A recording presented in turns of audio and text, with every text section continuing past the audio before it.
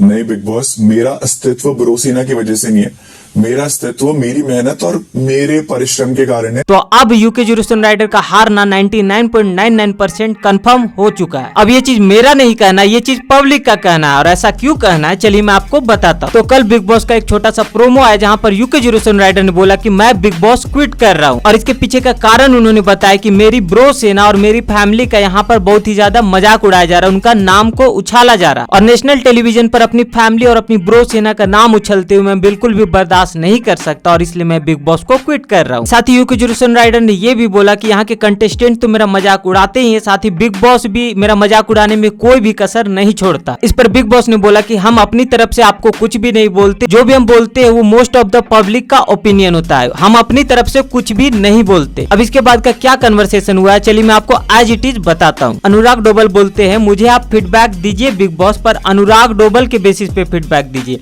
Bro सेना के basis पे फीडबैक मत दीजिए, that is only my request.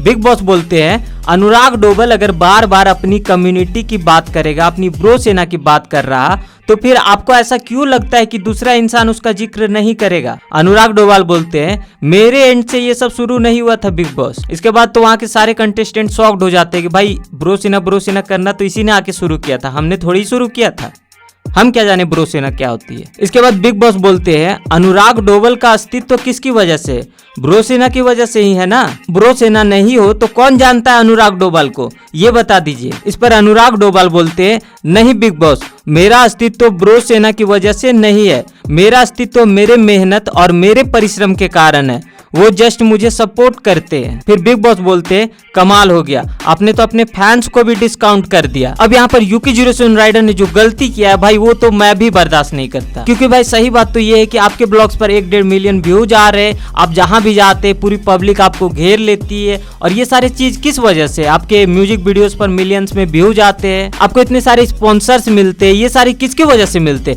अगर ये ब्रो सेना नहीं होती, आपके मिलियंस में व्यूज नहीं आते, लोग आपके वीडियोज को नहीं देखते, तो क्या होता। फिर सोच के देखो ना, तो स्पॉन्सर्स मिलते, ना वीडियोज पे व्यूज आते, ना तो म्यूजिक वीडियो चलते, ना आप मीटअप में जाते तो वहाँ कोई पब्लिक भी नहीं आते आपसे मिलने के लिए।